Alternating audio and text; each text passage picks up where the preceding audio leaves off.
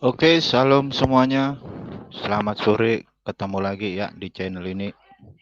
Untuk para pemirsa yang ada di bawah, ya pada tema kali ini, saya akan membahas mengkumpas tuntas semua doktrin Tritunggal ya, menurut perspektif Judaism. Nah, pertama-tama kita akan lihat bagaimana keyakinan Kristen ya, perihal doktrin Tritunggal ini. Nanti saya akan membahas semua sejarah ya, dari mana doktrin Tritunggal itu berasal. Nah, kalau kita ngelihat di keyakinan Kristen ya, landasan teologi Kristen itu mencakup keyakinan bahwa Tuhan itu adalah sebagai Tritunggal gitu.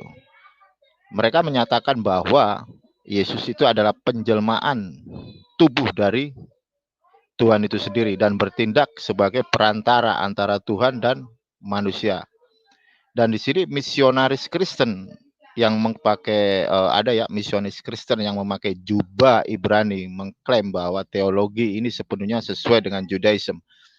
Jadi di sini ada satu apa ya? Ada satu klaim bagaimana seorang Kristen berjubah Yahudi menyatakan bahwa doktrin Tritunggal itu sesuai dengan Judaism, tetapi apakah benar ya? Kalau kita ngelihat di dalam sudut pandang atau perspektif dari Judaism sendiri ya, Judaism ini menyatakan bahwa meskipun kepercayaan tertentu mungkin diizinkan untuk non-Yahudi atau Goyim, mereka tidak dapat diterima oleh orang-orang Yahudi ya, apalagi di arus utama. Kenapa? Karena teolog Kristen ya yang membicarakan atau membahas perihal Hashem adalah salah satu contoh kepercayaan yang secara mutlak dilarang bagi orang-orang Yahudi menurut Tanakh, baik secara tertulis maupun secara lisan. Jadi konsep atau doktrin yang menyatakan bahwa Tuhan itu Tritunggal itu ditolak ya. Tidak ada yang namanya konsep Tritunggal di dalam Judaism. Ya, baik di dalam Tanakh ya, secara tertulis maupun secara lisan itu tidak pernah ada. Nah, kalau kita ngelihat di dalam perintah yang paling utama ya, perintah paling utama di dalam otoritas rabbinik ya, arus utama menyatakan bahwa ada tertulis di dalam Devarim atau di dalam Ulangan ya, pasal 6 ayat 4 di sana dikatakan Shema Yisrael Adonai Elohinu Adonai Echad, yang artinya dengarlah Israel, Tuhan kita Hashem ya, Tuhan kita itu adalah satu. Jadi bukan Tritunggal, sangat jelas ya, bukan Tritunggal dalam bahasa Inggris Trinity, dan di dalam bahasa Ibrani itu Asilus. Jadi tidak ada konsep di Tanakh secara tertulis ya yang menyatakan bahwa Hashem itu Tritunggal, tidak pernah ada. Nah, bagaimana dengan Echad yang absolut daripada Hashem itu sendiri? Jadi perintah untuk percaya pada Echad daripada Hashem yang absolut itu mutlak ya, mutlak diberikan secara khusus kepada Bani Israel ya, atau kepada orang-orang Yahudi. Nah, secara konsep yang diungkapkan di dalam Devarim pasal 6 ayat 4 atau di dalam Ulangan pasal 6 ayat 4 itu tidak hanya menyangkal ya kemajemukan daripada Hashem, tetapi juga menegaskan bahwa Hashem itu adalah satu-satunya eksistensi yang benar. Nah, secara Tanakh ya, sesuai dengan pola pikir dan sudut pandang perspektif Judaism menyatakan bahwa Hashem itu bukan hanya tak terbatas. Jadi Hashem ini melampaui waktu, ruang, dan materi. Hashem tidak memiliki awal dan akhir seperti yang dinyatakan. Akulah yang pertama dan akulah yang terakhir, dan tidak ada yang lain selain daripada Hashem itu sendiri. Itu ada di dalam Yesaya 44 ayat 6. Nah, sementara Judaism percaya bahwa Hashem memanifestasikan dirinya kepada ciptaan. Ya, jadi Hashem ini memanifestasikan kepada ciptaannya dalam banyak cara, yaitu sebagai hakim atau sebagai pelindung. Jadi esensi daripada Hashem itu sendiri tidak dapat dibagi, dan oleh karena itu maksudnya tanpa kemungkinan pembedaan ya. Jadi sesuatu yang melampaui ruang dan waktu tidak dapat dijelaskan sebagai atau terdiri dari tiga aspek yang berbeda seperti yang ada di dalam Tritunggal ya. Nah, perbedaan seperti itu dengan esensi daripada Hashem Di sana kita tidak kita menyediakan ya echad dan kesatuan yang absolutnya. Jadi konsep daripada Tritunggal ini sangat jelas dibantah habis-habisan ya. Ditolak karena itu sifat dan rananya sudah masuk ke dalam kategori avodazara atau penyembahan berhala. Nah, bagaimana perihal satu melawan persatuan ya menurut sudut pandang daripada perspektif Judaism.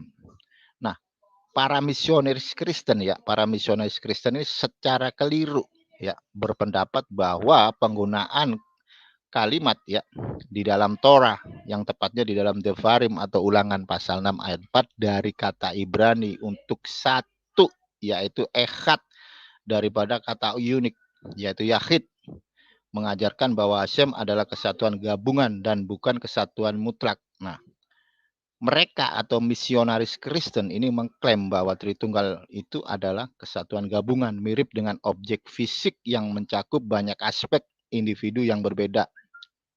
Nah, itu klaim daripada misionaris Kristen gitu loh. Nah, kalau kita melihat dari penalaran ini ya, ini sangat tidak tepat gitu loh. Kenapa? Karena objek fisik yang ada di dalam konteks ruang dan waktu tidak dapat digunakan untuk menggambarkan bagaimana Hashem yang melampaui dimensi tersebut. Nah, jadi konsep daripada misionaris Kristen ini sangat-sangatlah keliru ya.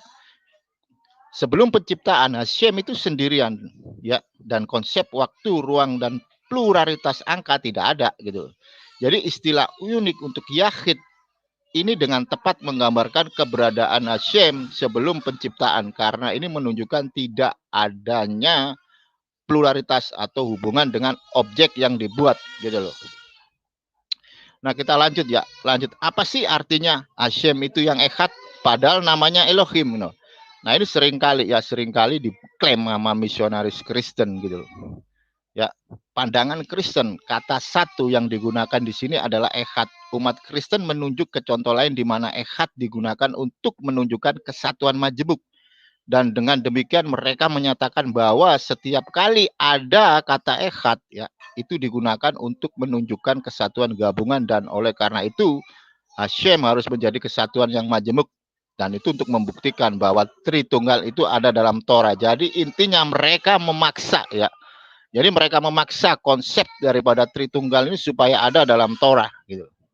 Nah, ini harus dipelajari ya bagi kalian yang belum mengerti ya bagaimana misionaris Kristen yang berjubah Yahudi ya. Mereka dengan sengaja ya untuk membenarkan doktrin Tritunggal mereka ya di dalam Torah. Nah, bagaimana tanggapan Yahudi tentang kata echad gitu. Nah, kata echad dalam bahasa Ibrani sebenarnya bekerja dengan cara yang sama seperti kata satu ya. Nah, ini bisa berarti satu kesatuan atau kesatuan gabungan orang-orang Kristen ini dengan cepat menunjukkan kejadian pasal 1 ayat 5. Nah, menunjukkan ayat seperti dan Fir'aun mengirim ya. Tidak ada satu dari pun ternak. Itu ada ya. Nah, jadi mereka itu ya orang-orang misionaris Kristen itu berpikir gitu. Jadi ada konsep pluralitas gitu di dalam Elohim ya. Padahal sebenarnya itu adalah satu-satunya ya, satu-satunya Hashem ya. Dan itu sangat-sangat apa ya? Sangat tidak tepat gitu loh. Kalau kita mengkaji di dalam Keluaran pasal 9 ayat 7 ya. Terus habis itu 2 Samuel 13 ayat 30. Itu semua menggunakan apa ya? Ada kata satu ya di sana. Itu ada ya. Jadi konsep yang dilakukan oleh misionaris Kristen ini memaksa gitu loh. Jadi istilahnya ada yang namanya pribadi daripada Hashem itu sendiri dan sangat jelas tadi dari perspektif Judaism itu sangat menolak gitu. Menolak kenapa? Karena kalau kita ngelihat di dalam Shlosa Asar Ikarim salah satu prinsip iman Yahudi ya. Di sana ada 13 prinsip iman Yahudi yang sangat tegas menolak konsep paganisme ya. Sangat jelas menolak konsep avodazara. Kenapa? Karena apapun yang disembah yang berbentuk manusia itu adalah penyembahan berhala. Nah, bagaimana kita akan belajar sejarah daripada Tritunggal ini ya? Nah, di sini kita akan belajar ya sejarah dari Tritunggal. Nah, sebenarnya Tritunggal ini adanya kapan sih kan gitu. Itu kan satu pertanyaan yang cukup bagus ya. Kalau kita belajar dari mana sih sejarah Tritunggal ini ya. Bagaimana doktrin Tritunggal ini muncul kan seperti itu. Nah, kalau kita ngelihat ya di dalam PB ya, tidak ada satupun ya, baik di dalam kitabnya orang Yahudi, Tanakh ya, orang Kristen mengenalnya sebagai Perjanjian Lama atau Septuaginta versinya Kristen ya. Jadi kalau kita melihat baik di dalam PL maupun di dalam PB itu sebenarnya tidak ada ya, baik para nabi, bahkan Yesus sendiri, bahkan para murid tidak pernah mengajarkan konsep Tritunggal gitu loh. Nah, lantas premisnya dari mana doktrin Tritunggal ini ada gitu. Nah, kita ngelihat dari latar belakang ya, latar belakang siapa sih yang memunculkan doktrin Tritunggal ini? Tidak lain adalah bapa-bapa gereja ya. Kita ngelihat kontroversi ya dari Trinitas ini ya, dari latar belakang ya. Jadi kontroversi Trinitas yang menimbulkan pertentangan ini ada ya dalam pendapat antara Arius dan Athanasius ya.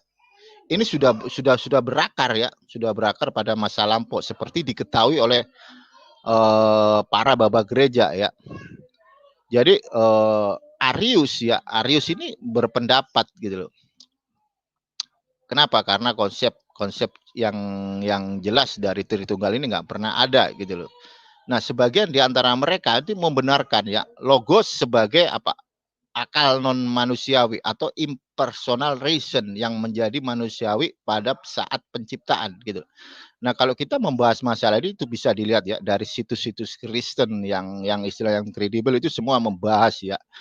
Jadi sebagian orang memandang dia yang tunduk bukan hanya kepada Bapa tetapi juga kepada anak. Nah, di sini Tertulian ya, ini salah satu tokoh daripada Tritunggal.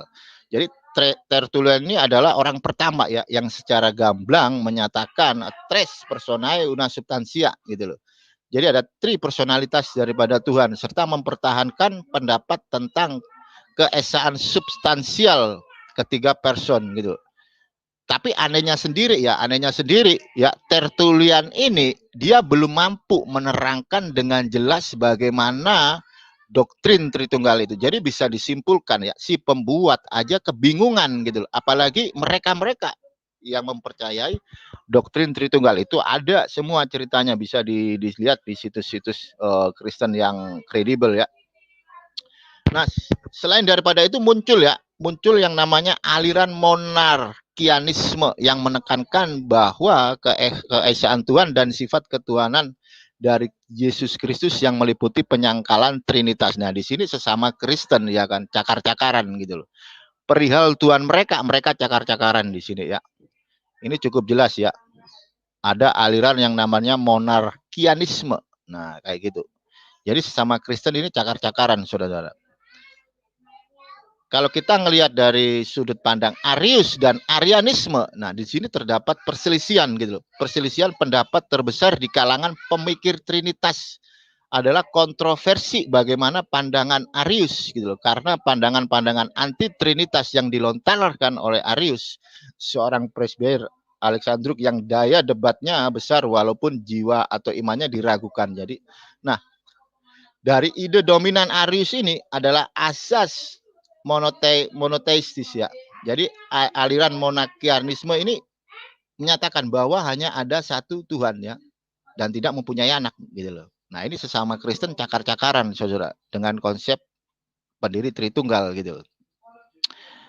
Nah, kalau kita ngelihat di dalam pandangan dari Arius gitu loh. Arius ini sangat jelas ya. Sangat jelas banget dia menentang ya. Dalam mendukung pandang-pandangannya Arius mencari mencari sejumlah ayat-ayat yang ada di Alkitab yang memperlihatkan anak atau Yesus itu sendiri itu berkedudukan di bawah atau interior terhadap Bapa ya kan. Jadi anak itu masih di bawahnya Bapa gitu loh. Bahkan juga ada bantahan-bantahan dari Arianisme gitu. Kalau kita ngelihat ya Arius ini mendapat bantahan pertama dari Bishop Alexander yang meyakini sifat ketuhanan yang sesungguhnya dimiliki anak dan dalam waktu yang sama mempertahankan doktrin anak yang kekal yang diciptakan. Akan tetapi sesuai dengan perjalanan waktu, penentangnya ternyata adalah Uskup Alexandria sendiri. Nah, di sini sesama Kristen, saudara-saudara. sesama Kristen ini cakar-cakaran masalah Tuhan mereka gitu. Nah, dalam sejarah dikenal sebagai tokoh kebenaran yang tegar, kukuh dan tidak pernah ragu ya. Jadi ada dari Athanasius ya, itu ada ya, dia punya istilahnya premis tersendiri gitu loh. Ini bagaimana sejarah dulunya ya. Nah, kita lanjut ke Nicaea ya, ke Nicaea. Ada Dewan Nicaea ya. Dewan Nicaea ini dibentuk pada tahun 325 untuk memecahkan pertentangan pandangan ini ya. Jadi di situ dulu itu mereka udah cakar-cakaran gitu loh. Ya, masalah Tuhan mereka udah cakar-cakaran gitu. Nah, persoalan atau kontroversi ini ya diperjelas agar pembahasannya lebih mudah. Nah, pengikut Arius menolak pandangan tentang penciptaan eternal ya. Sementara Athanasius mempertahankan. Pengikut Arius mengatakan bahwa anak diciptakan dari tidak ada. Sementara Athanasius mengatakan bahwa dia diciptakan dari esensi Bapa. Pengikut Arius berpendapat bahwa anak tidak sama substansinya dan Bapa dengan Bapa. Nah, untuk Athanasius ini berpendapat bahwa anak adalah homoousios dengan Bapa gitu loh. Nah, ini banyak saudara-saudara kalau kita baca ya, ini banyak sekali sejarah-sejarah daripada mereka yang cakar-cakaran dengan Tuhannya sendiri. Nah, di samping kedua belah pihak yang bertentangan itu masih ada pihak tengah yang merupakan mayoritas yang dipimpin oleh ahli-ahli sejarah gereja, yakni Eusebius dari Caesarea dan juga dikenal sebagai pihak origenistik ya, dan landasan pandangannya adalah asas-asas yang dikemukakan oleh Origen. Nah, kayak begitu. Ini dulu sejarahnya dulu ya. Nah, di sana ada dampak negatif tentang keputusan tersebut. Keputusan yang dihasilkan Dewan Nicaea tidak bisa jadi Dewan Nicaea ini nggak bisa menyelesaikan kontroversi dari Trinitas itu, bahkan ternyata merupakan awal dari kontroversi tersebut. Nah, penyelesaian yang diberlakukan gereja dengan dukungan kerajaan tidaklah memuaskan dan juga diragukan tidak akan bertahan lama gitu loh. Jadi dulu ini udah ada ya, dampak negatifnya udah ada. Nah, kalau kita ngelihat di dalam para penganut temporer ya, semi arianisme dalam gereja timur, di sana juga banyak dijelaskan ya. Figur sentral terbesar dalam masalah kontroversi Trinitas pasca Nicaea adalah Athanasius gitu. Nah, itu banyak saudara, dulu itu mereka cakar-cakaran sesama Kristen. Jadi apa ya, kalau saya bilang sama Tuhannya sendiri mereka memperdebatkan gitu.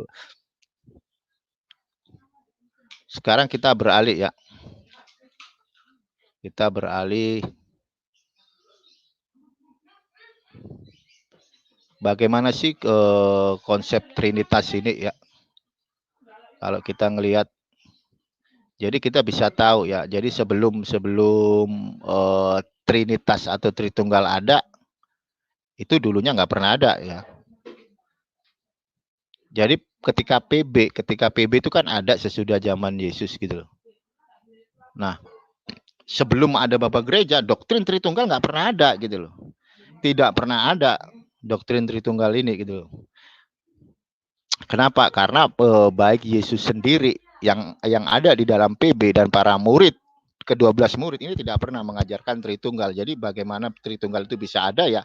Semua ada di Bapak Gereja gitu loh, ada di dalam Bapak Gereja. Jadi doktrin itu muncul dari Bapak Gereja, bahkan dari kalangan mereka sendiri cakar-cakaran gitu loh.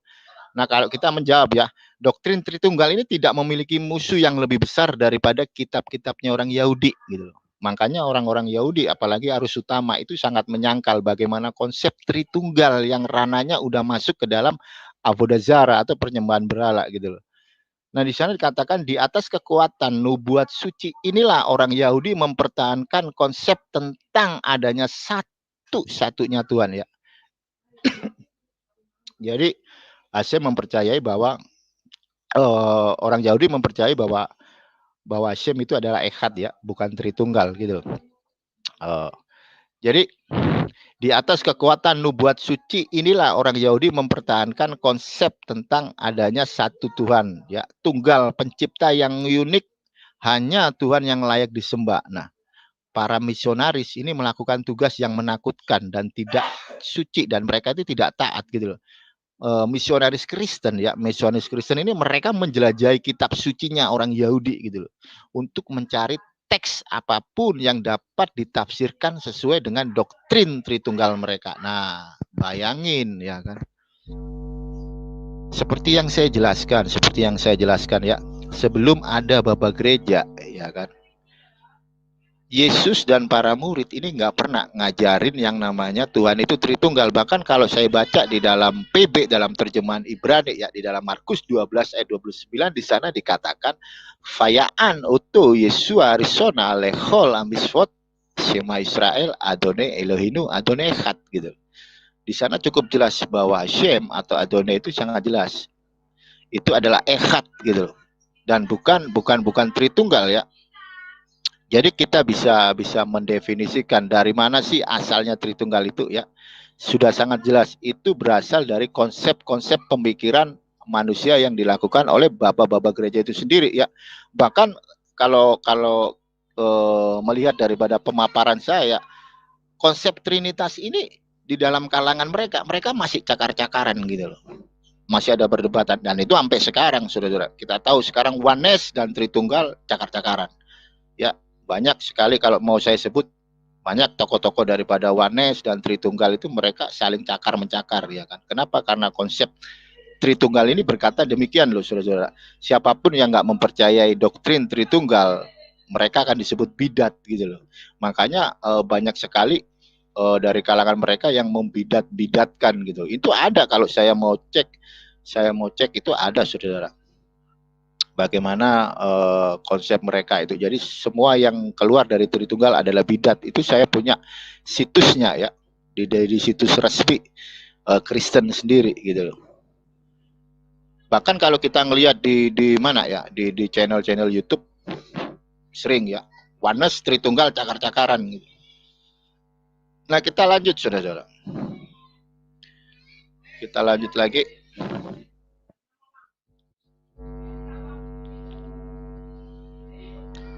Jadi baik di dalam Tanakh ya, di dalam kitabnya orang Yahudi, tidak ada nabi yang tetap diam atas monoteisme radikal tanpa kompromi yang diminta oleh Tuhannya Israel. Orang-orang Yahudi ini dalam konteks mereka yang mempercayai Torah, mereka akan tetap gitu. Mereka akan menjaga lisan mereka ya, pengajaran lisan mereka akan tetap jaga gitu. Makanya mereka ketika ada satu sekte, ada satu kalangan yang mengajarkan bahwa Hashem itu bukan Echad, maka cukup jelas mereka akan menentangnya gitu. Kenapa? Karena Torah lisan ini turun temurun gitu loh. Sejak diajarkan Hashem kepada Moshe Rabbeinu di Gunung Sinai, Torah lisan ini diajarkan secara turun temurun gitu loh. Kita lihat bagaimana para nabi yang ada di dalam Tanakh ya. Ini para nabi yang ada di dalam Tanakh pun tidak pernah mengajarkan konsep bahwa Hashem itu Tritunggal gitu loh. Para nabi menyampaikan pesan ya, ketuhanan mereka tentang hakikat daripada Hashem dengan kejelasan yang abadi, transparan dan tanpa batas waktu. Nah, sangat sedikit ayat di dalam Tanakh yang dapat dipanggil. Jadi banyak dari pihak gereja seperti yang saya katakan tadi ya, pihak teolog Kristen, mereka yang berjubah Yahudi itu selalu mengkutip ayat-ayat di dalam Torah untuk membenarkan doktrin Tritunggal mereka, padahal para nabi tidak pernah mengajarkan doktrin Tritunggal mereka gitu. Nah, salah satu ayat yang paling populer yang digunakan oleh misionaris Kristen sebagai teks bukti untuk mendukung doktrin Tritunggal adalah di dalam Kejadian pasal 1 ayat 26. Nah, kenapa? Karena ayat ini sering muncul gitu loh dalam literatur misionaris, terlepas dari kenyataan bahwa argumen ini telah dijawab berkali-kali selama berabad-abad dan banyak sarjana Kristen telah lama meninggalkannya gitu loh. Nah, jadi ada ya, dulu kan di abad kedua ada dari kalangan Judaism itu berdebat ya kan. Berdebat, dan bahkan di abad ke-13 juga pernah terjadi perdebatan antara seorang rabi ya dengan seorang Kristen ya. Jadi konteks ayat Kejadian pasal 1 ayat 26 ini sampai sekarang masih digunakan. Padahal ayat ini udah ditentang habis-habisan gitu loh ya. Bahkan dari para teolog Kristen ini udah meninggalkan ayat Kejadian 1:26 sebagai rujukan untuk doktrin mereka gitu loh. Tetapi anehnya sekarang mereka ya, yang saya nggak tahu dia mungkin dari para debater-debater baru-baru aja ya yang selalu memakai konsep ini di dalam Kejadian pasal 1 ayat 26 gitu. Kalau kita ngelihat ya, dengan pengetahuan yang terbatas tentang kitab sucinya orang Yahudi, para misionaris mengirimkan ayat-ayat tersebut sebagai bukti bahwa ada pluralitas dalam Hashem gitu loh, yang berpartisipasi dalam penciptaan orang tua pertama dan sampai orang tua ada kan orang-orang Tritung kan selalu bilang ya ada Bapa, ada Anak, ada Roh Kudus. Nah, kayak begitu. Jadi kalau kita ngelihat memahami dari semua apa yang disampaikan para teolog Kristen tentang Tritunggal yang mereka mengkaitkan dengan Torah itu sebenarnya nggak ada ya. Kalau kita ngelihat dari penulis Kristen Evangelis Gordon G. Wenman yang bukan musuh Tritunggal dan mengarang komentar 2 jilid yang dihormati secara luas tentang kitab Kejadian menulis tentang ayat ini. Umat Kristen secara tradisional melihat Kejadian 1 ayat 26 sebagai bayangan Tritunggal. Nah, itu ya, itu pendapat dari Evangelis Gordon gitu loh. Dan kalau kita baca lagi nih ya.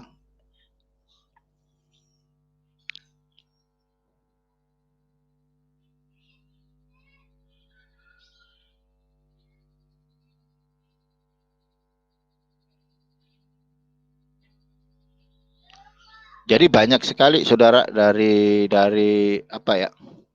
Dari pihak Kristen sendiri yang udah menyangkal ayat tersebut gitu loh. Nah, sekarang muncul lagi ya kalau kita ngelihat, saya akan buka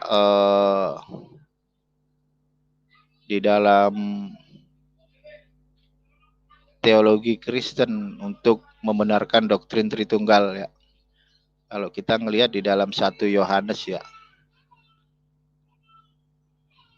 Saya akan buka dulu saudara. Itu tepatnya di dalam 1 Yohanes pasal 5 ya. 1 Yohanes kita buka dulu.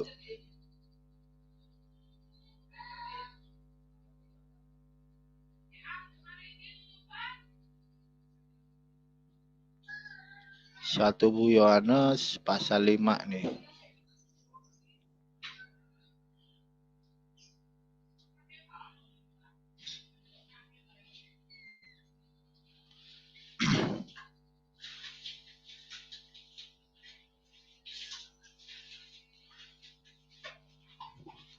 Ya, di dalam 1 Yohanes pasal 5 ya. Pasal 5 ayat 7. Saya akan share screen dulu.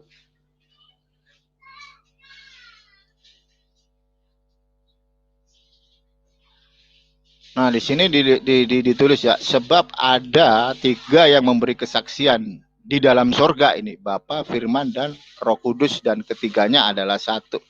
Nah, kalau kita ngebaca ini, kita ngelihat aja tergantung dari manuskrip mana kita mau baca gitu loh.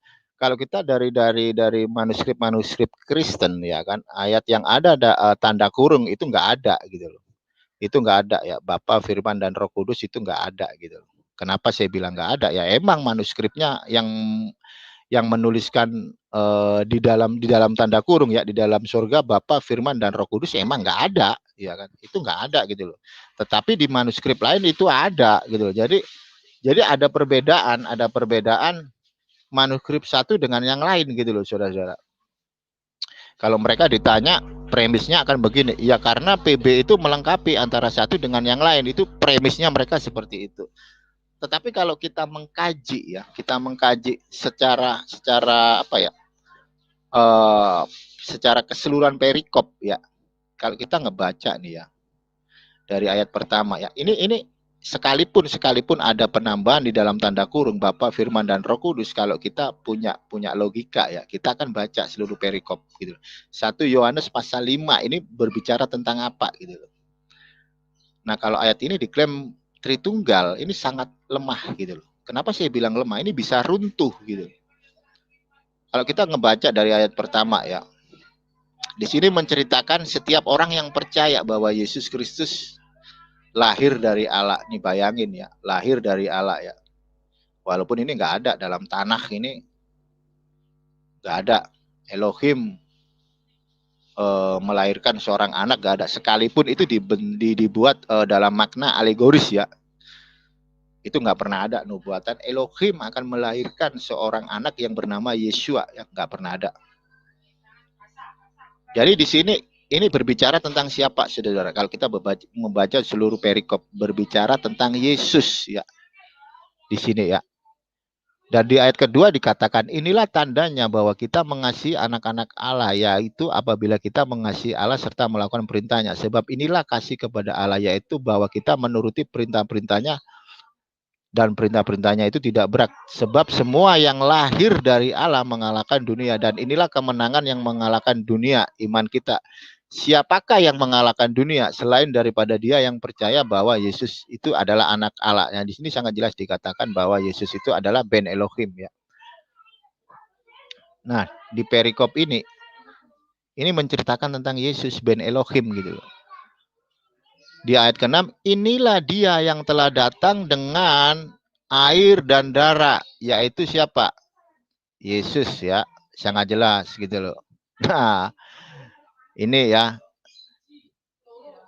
jelas yang dibicarakan adalah Yesus, bukan membicarakan Hashem, itu Tritunggal ya. Nggak ada di sini. Kalaupun ini membicarakan tentang Tuhan, maka di ayat ke-6 di sini akan menuliskan inilah dia yang telah datang dengan roh. Kenapa? Karena PB sendiri menyatakan bahwa Elohim itu adalah roh. Tetapi di sini dikatakan dia yang telah datang dengan air dan darah. Kita tahu Hashem itu nggak punya air dan darah gitu. Tetapi di sini dikatakan dia yang telah datang dengan air dan darah. Kalau kita ngomong air dan darah, otomatis manusia memiliki di dalam tubuhnya ada yang namanya air dan juga ada yang namanya.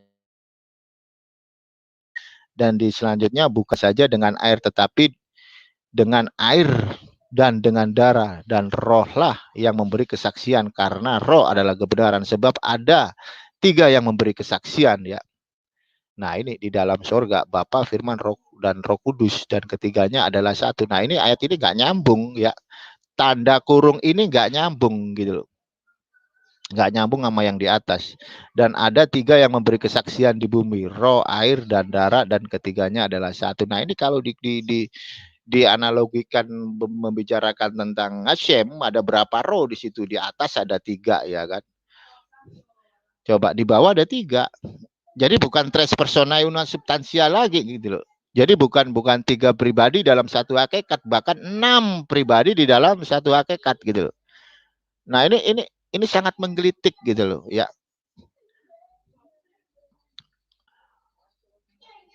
Kalau kita ngebaca ya di dalam kitab Wahyu itu kan ada. Jadi kalau doktrin Tritunggal yang selalu digembar-gemborkan dengan istilah Tritunggal Maha Kudus, bahkan Yesus saja diklaim ya sebagai Tritunggal Maha Kudus, itu mungkin bolehlah mereka mengklaim seperti itu, tapi sebenarnya nggak pernah. Yesus sendiri nggak pernah mengajarkan Tritunggal gitu loh. Kalau ngelihat di dalam Wahyu ya, kitab Wahyu di sana kan dijelaskan ada 7 roh Elohim. Lo bayangin, kitab Wahyu itu menuliskan ada 7 roh Elohim gitu loh. Jadi kalau misalnya mereka mendefinisikan bahwa Hashem itu Tritunggal, lantas bagaimana mereka bisa menjelaskan bahwa ada 7 roh Elohim? Nah, bayangin ya. Ini doktrin cukup membingungkan loh saudara-saudara. Tetapi dari mereka yang mengamini doktrin Tritunggal, oh kita tidak bingung. Nah, itu premis mereka gitu loh. Oh, fine-fine aja gitu loh. Tetapi pada faktanya pembuat doktrin Tritunggal ya, Tertullian, itu sendiri bingung gitu loh. Jadi si penciptanya bingung, tetapi yang mengimani Tritunggal itu lebih tahu dari si pembuat gitu loh. Nah, ini adalah suatu hal yang paling konyol ya kan.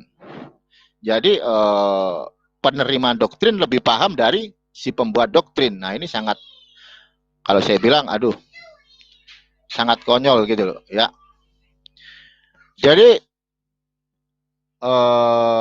kita ngomong jujur aja lah, kita ngomong jujur ya.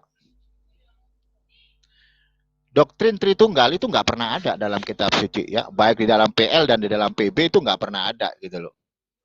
Makanya carikan aja ya bagaimana para nabi itu mengajarkan konsep Tritunggal gitu. Mana ada para nabi mengajarkan Bapa, Yesus dan Roh Kudus, nggak pernah ada, orang Yesus saja belum muncul ya. Jadi secara jujur doktrin Tritunggal itu pada mulanya ada di bapak-bapak gereja gitu loh. Itu awal mulanya seorang, sedangkan Tertullian aja bingung gitu loh, apalagi pengikutnya.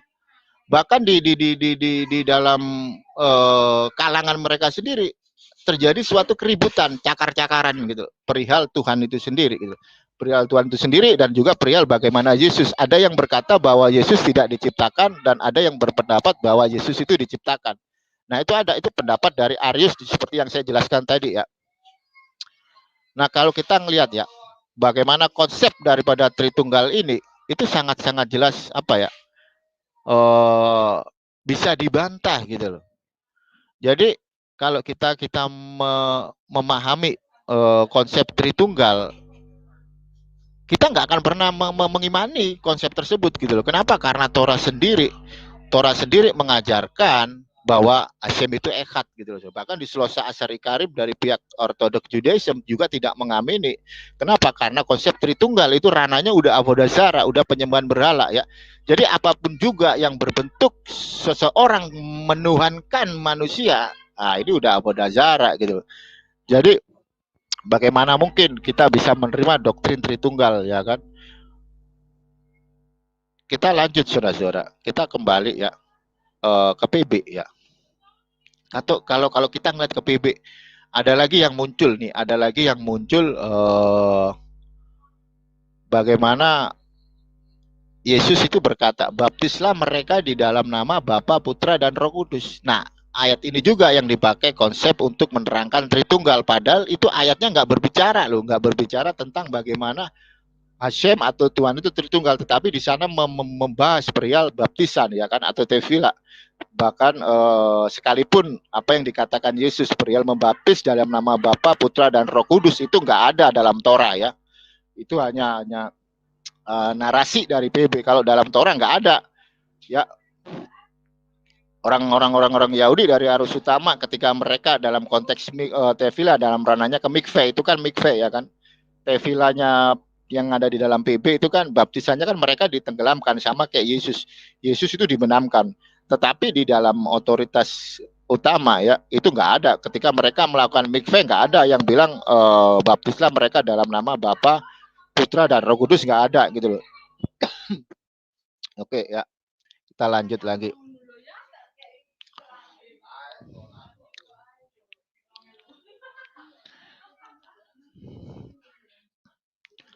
Bagaimana dengan para murid sendiri? Para murid nggak pernah mengajarkan gitu loh. Orang rabinya sendiri, Yesus sendiri nggak ngajarin, bagaimana muridnya ngajarin gitu. Lantas bagaimana ide-ide itu muncul ya? Ide itu muncul dari baba gereja gitu loh. Jadi sebenarnya apa yang nggak ada itu diadadai nama mereka gitu loh. Makanya waktu konsili di Dewan Nikea di sana terjadi apa ya?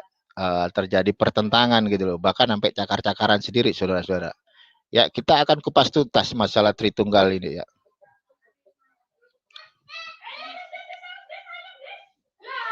Saya akan membahas ya, bentar.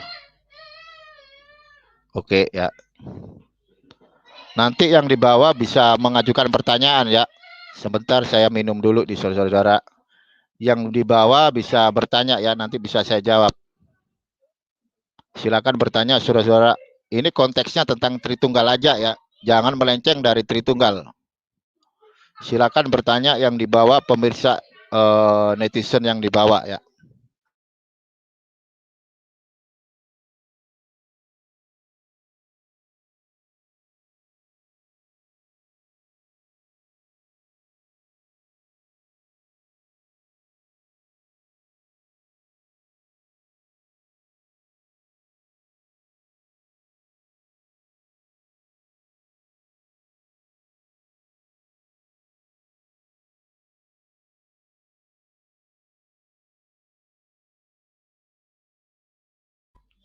Oke, untuk Center of Indonesia Apologetics ya, kalau Anda mau dialog dengan saya bisa naik ya, membahas Tritunggal.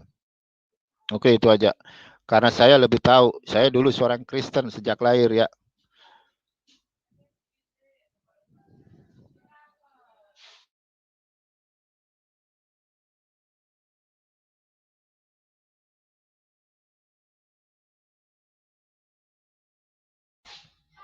Budi Susan, bagaimana Yesus menjelaskan Tritunggal? Yesus di dalam PB tidak pernah membahas perihal Hashem itu Tritunggal. Di dalam Markus 12 ayat 29, Yesus sendiri berkata bahwa Hashem itu Echad. Ya. Nggak ada yang namanya Tritunggal. Jadi Tritunggal itu adalah buatan bapak-bapak gereja.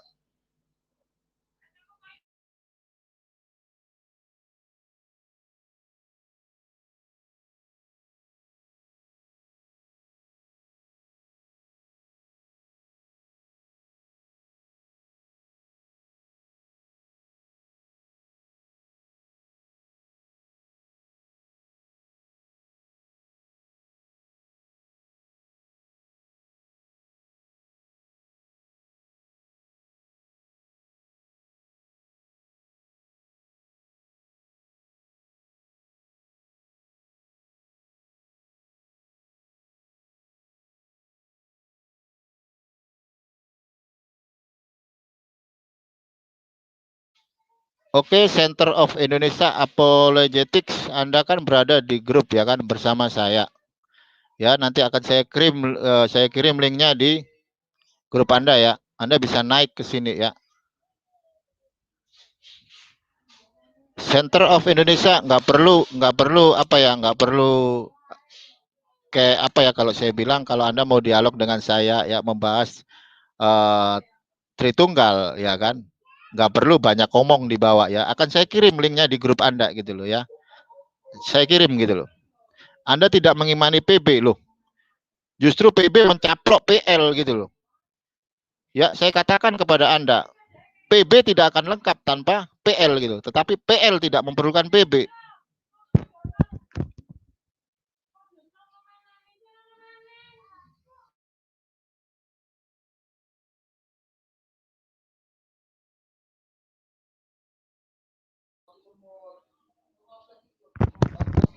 Oke ya, saya kirim linknya di itu ya di kolom chat ya. Tapi kalau pihak Center of Indonesia Apologetics tidak membawa data, ya terpaksa ya. Udah tahu kan bagaimana saya kalau dialog, kalau nggak bawa data ya terpaksa saya kick ya kan. Saya akan kirim link ya di live chat.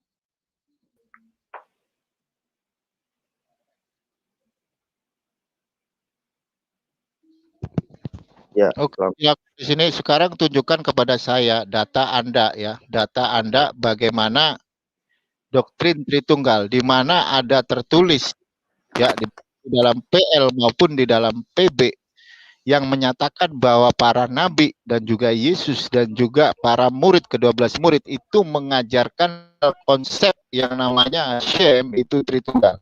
Silakan dengan data. Kalau Anda tidak punya data, saya akan meng-kick Anda. ini Anda mau diskusi secara baik-baik atau Loh, Anda makanya udah sabar dulu. Jangan begitu loh. Nggak usah tunjukkan apa yang saya tanya kepada Anda, udah jawab. Sebentar dulu ya. Saya belum disapa, belum di ini, langsung Loh, diperlakukan seperti saya udah. Anda seorang agamawan, Anda seorang yang mengaku punya kemampuan teologi. Ya sudah, diskusi. Anda mau dialog, ya udah tunjukkan data Anda, udah. Sebentar dulu ya. Jadi saya kan menyimak dari tadi penjelasan Anda ya. Anda share link YouTube ke WhatsApp group. Oke, kami ikuti ya. Tetapi ada beberapa concern yang ingin kita diskusikan dengan Bro Valen gitu ya. Jadi gini Bro, saya punya beberapa concern ya. Pertama begini, kesalahpahaman teman-teman memahami Trinitas itu juga harus didudukan pada tempatnya. Misalnya begini, tudingan terhadap bahwa Trinitas ini adalah doktrin buatan gereja. Trinitas adalah politeis. Trinitas adalah buatan bapak-bapak gereja. Trinitas adalah buatan Tertullianus. Loh, ini harus diluruskan dulu secara prinsip ya. Sebentar. Secara ya, prinsip. tunjukkan data aja, tunjukkan data. Sabar. Ini yang saya sampaikan data. Anda silakan validasi kalau saya salah. Saya bicara prinsip dulu. Enggak. Anda tunjukkan data, ini bisa share screen kok. Sebentar ya bro ya, saya akan tunjukkan. Jadi gini, ketika Anda menyampaikan bahwa itu doktrin buatan Tertullianus, mana dokumen gereja yang menyatakan itu buatan Tertullianus? Nah, pertama begitu. Jadi ketika Anda menunjukkan data, yang tadi Anda bacakan dari mana, kita belum tahu. Karena gereja tidak pernah mengklaim bahwa yang menyusun Trinitas itu hanya tunggal dari Tertullus, tidak. Doktrin Trinitas Tertullus itu abad kedua. Udah ya. Pak, nggak usah khotbah di sini. Saya ada bukunya aja. Ya, saya ada bukunya Runtut Pijar. Tunjukkan gitu loh. Ya, karya Tony Land loh. Bagaimana saya tunjukkan, orang buku saya pegang ya. Nih ya, saya bacakan, saya tunjukkan datanya ya. Tony Land, Runtut Pijar ya, edisi ini revisi yang terbaru sepertinya. Ya, Tertullianus, sebentar, sabar dulu bro, sabar ya. Tertullianus itu abad keberapa? Abad kedua sekitar itu, oke? Nah, ya, ini saya bacakan buku Runtut Pijar ya, halaman 11. Tertullianus lahir di Kartago tahun 160 ya. Oke, berarti abad kedua. Oke, yang ingin saya sampaikan apa? Pak, yang saya tanya, tunggu dulu. Sebentar. Nggak bisa. Ketika doktrin Trinitas, saya kan belum rampung poin saya. Nanti Anda boleh ini profile. Saya pikir tolong dikasih waktu karena ini kan masalah penting kan. Ya ini kan masalah agama. Saya tidak menyerang. Nggak bisa. Saya bertanya kepada Anda di mana baik di dalam PL maupun di dalam PB itu mengajarkan doktrin Tritunggal ya. Itu aja, nggak usah ada. Kalau Anda begitu, Anda tadi kan menyampaikan informasi banyak runtut, mulai dari Tertullianus, sejarah, sampai Anda mengutip. Sabar satu-satu.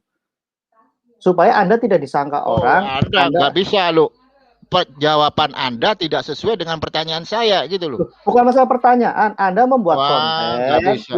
Anda membuat konten pandangan Yudaisme terkait Tritunggal kekristenan ya. Saya punya concern dimulai dari penjelasan Anda awal mengenai sejarah. Saya luruskan dulu ya sebelum sampai ke yang PB. Jadi perjalanan doktrin Trinitas itu tidak dibuat oleh Tertullianus, tetapi kajian teologis Tertullianus salah satu yang diadopsi oleh gereja secara oikomenes melalui konsili untuk merumuskan doktrin itu. Itu bagian Ya. dari perkembangan teologi saat itu karena Itu gereja Bapak gereja menghadapi bukan, itu Bapak gereja bukan yang buat. yang buat Bapak gereja mulai konsili ekumenis dimulai dari sama 32 aja kan? Nikae. Loh, Iya Anda sama aja bukan kan? Bapak gereja yang membuat Loh, gereja. jangan ngomong Konsili gereja. Emang loh, gereja bisa buat kalau nggak ada orangnya? Saya mau loh tanya kok Anda, begini pandangan akademis Anda? loh, Ketika DPR merumuskan undang-undang, itu bukan hasil undang-undangnya iya, si A si iya. B, tapi hasil Tapi kan DPR. Bapak gereja kan yang bikin awal mula Bapak gereja. Siapa? Pada kalau Bapak struktur gereja bukan? Bapak gereja itu kan sebutan, Bro. Kalau kita Lah bicara iya, berorganisasi, yang buat itu Bapak gereja apa bukan Bapak bangunannya? gereja, loh, gereja kok bangunan? Gereja itu persekutuan orang umat saat itu, Lah mengorganisasi iya, diri. yang membahas, yang menciptakan doktrin Tritunggal itu dari manusia atau dari siapa? Saya mau Itu tanya gitu loh. makanya saya Dari siapa? jelaskan ya, doktrin Trinitas itu bukan Eh, doktrin tambahan, tetapi berisi rumusan agar umat bisa memahami konsep dasar mengenai keesaan Allah dan keilahian Yesus Kristus dan Roh Kudus. Konsepnya itu tetap konsep keesaan Allah, karena Yesus Kristus berbicara hukum yang utama adalah Allah itu esa. Nah, terus dari Jadi ini mana yang Anda bisa menggantikan Tritunggal gitu loh? Kita langsung aja, nah, Pak. Saya udah tahu. makanya concern saya tadi Apa? karena Anda belum sepenuhnya lurus menjelaskan Tritunggal. Saya Tritunggal dari bukan kecil bicara itu Tritunggal, Pak. Saya dari kecil Tritunggal ya. Saya Kristen Anda dulunya. Anda Jadi, orang yang bersedia menerima masukan nggak ya? Kita diskusi secara loh, dewasa ya. Pak, saya kan di sini sebagai pembuat acara ya. Saya kan bertanya ya, dari mana doktrin Tritunggal itu ada? Tolong jelaskan di Saya dalam PL jelaskan dan di dari dalam PB. tadi, Nggak bisa Anda menjelaskan bukan dari sumber PL dan PB loh, gitu loh. konten Jadi Anda tadi jawaban, mengkritisi sejarah dulu satu-satu. Anda bicara sejarah, saya oh jelaskan saya nggak sejarah. bisa disetir Anda gitu loh. Yang Loh, berhak bukan di sini adalah disetir. saya. Nggak Loh, bisa, nggak bisa, nggak bisa, ini nggak bisa, namanya nggak keegoisan bisa. akademis, keegoisan Loh bukan, teologis. Anda kecuali saya membuat konten untuk tunggu dulu, menyerang tunggu dulu. agama lain, bro. Ini sudah Untuk nggak bisa, menistakan. nggak bisa. Menistakan apa? Loh, Hah? Anda menistakan mengutip PB, Lu membicarakan mengutip PB apa? Tritunggal. Lu sama aja PB mengutip PL. Kami Kok mengimani bisa? PL, Anda mengimani PB tidak? Lu kok Anda mau ngomong kayak begitu? Loh, Bro, Kecuali saya Anda membuat bertanya konten begini loh. harus Begini loh. hati-hati. Kami bukan Wah, sembarangan di enggak. sini. Jadi ketika Anda Kalau menyerang Anda, agama kalau loh, lain, kok menyerang? Apakah di dalam grup Anda kalian tidak menyerang kami? kita bicara di sini, Bro Valen ya. Kita bicara di sini. Saya dengan senang Jadi hati kalau masuk ke kalau ruang diskusi. kalau mau Izinkan saya menjawab, tunggu dulu. saya akan jawab Tunggu dulu. pertanyaan Anda, Bro, tapi Anda harus bersikap adil. Ketika Anda Loh, mempublish satu saya konten, adil gitu loh. Saya adil gitu loh. konten Anda dari awal itu menjelaskan teritori. Saya izinkan, saya minta waktu 5 menit apa susahnya untuk menanggapi itu supaya tidak mensalahpahami orang-orang di sana. Kan enak seperti itu. Jadi saya ingin hanya meluruskan masalah sejarah. Selain nanti oke saya tanggapi mengenai PB. Gitu loh. Kita sudah dewasa. Oke ya, saya kembali ke topik. Tidak salah kalau hanya menyampaikan yang membuat doktrin Trinitas itu tertulis tidak. Kajian Trinitas sudah terkandung dan sudah ada memang sejak zaman Tertullius ketika dia merumuskan kajian teologis untuk terkait tentang keesaan Allah dan kemajemukannya. Sebelumnya juga ada bapak gereja yang lain ya, misalnya saya lupa Theophilus yang mengatakan triados atau apa, kira-kira ada seperti itu. Tapi itu intinya saat itu teologi belum berkembang, tantangannya banyak. Nah, makin banyak ajaran-ajaran di luar kekristenan, Kristen juga harus menyesuaikan diri. Ada neoplatonisme yang mulai mempercayai Tuhan, ya, yang beralih dari agama Helenistik, pagan dan sebagainya.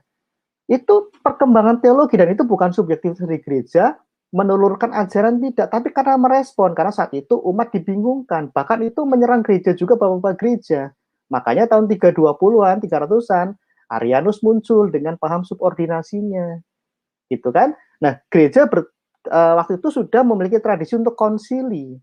Bagaimana membicarakan masalah ini? Salah satunya adalah menguji mengenai rumusan Trinitas yang salah satu yang awal mulai sudah dirumuskan oleh Tertullianus. Ya terlepas dari dosanya dia atau kesalahannya dia itu Tuhan yang tahu, tetapi karya teologinya tidak bisa dihakimi. Nah, oke. Doktrin Trinitas itu dikaji secara berkala, tidak hanya di satu konsili. Konsili berikutnya melibatkan secara ekumenis gereja, kemudian melibatkan juga mengkaji kajian-kajian teologis dari setiap waktu itu pusat-pusat kekristenan, gereja. Intinya itu harus secara konsensus diputuskan oleh gereja, tidak bisa diputuskan oleh 1-2 orang bapak gereja. Bahkan di Konsili Chalcedon, puncaknya di situ salah satunya diputuskan mengenai batasan atau cakupan keilahian Yesus Kristus dan Roh Kudus. Tapi hubungannya tetap dengan keesaan Allah. Jadi doktrin Trinitas bukan memberapakan Allah, tapi bagaimana menunjukkan keesaan Allah, monoteisme secara Kristen, transendensi Allah, tetapi imanensinya pewahyu-pewahyunya juga. Bukan berarti manusia Yesus Kristus itu Allah. Tadi kan Anda sempat menyampaikan kita menuhankan manusia. Nah, itu pemahaman yang salah. Ya, dari saya itu untuk sejarah, Bro Valen. Silakan. Oke ya, saya tanggapi pernyataan Anda. Saya bukan kaleng-kaleng. Saya mengambil ini juga cerita dari rujukan situs yang terpercaya dari umat Kristen ya, Sarapan Pagi Biblika ya. Ini jelas ada sejarah daripada Trinitas. Saya nggak ngomong ngawur gitu loh. Nah, kalau Anda tidak menuhankan manusia, sekarang saya tanya, Yesus Kristus itu Tuhan apa manusia? Gini ya, memahami Yesus Kristus. Jawab aja. Manusia apa bukan? Apa 100% manusia atau 100% Tuhan? Gitu aja, simple. Pertanyaannya Anda apa? Kalau Anda jawab, kan ada 2 pertanyaan, Yesus itu Tuhan atau bukan? Yesus itu manusia atau bukan? Ya. Saya kan bertanya dengan simpel, apakah Yesus itu adalah Tuhan? Iya. Nah, kalau Yesus itu adalah Tuhan, saya bertanya, apakah Yesus itu adalah manusia? Yesus Kristus ketika inkarnasinya di dunia ya sepenuhnya manusia. Iya. Ya. Jadi 100% manusia, Allah sang firman, Allah menyatakan dirinya melalui firman-Nya menjadi ciptaannya sendiri di tengah-tengah ciptaannya. Makanya ada ayat yang menyampaikan bahwa dia mengosongkan dirinya, bahkan sesaat dia lebih rendah dari malaikat dan seperti itu. Karena itu ada hubungannya dengan karya penebusan.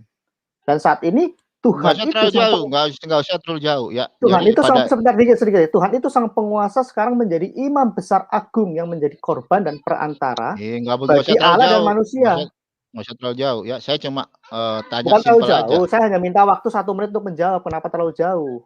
Pertanyaan sepenting itu kok Anda minta saya jawab seperti pilihan ganda anak SD kan nggak bisa, Bro. Ya, saya nggak mau muter-muter gitu loh. Jadi kalau ada pertanyaan,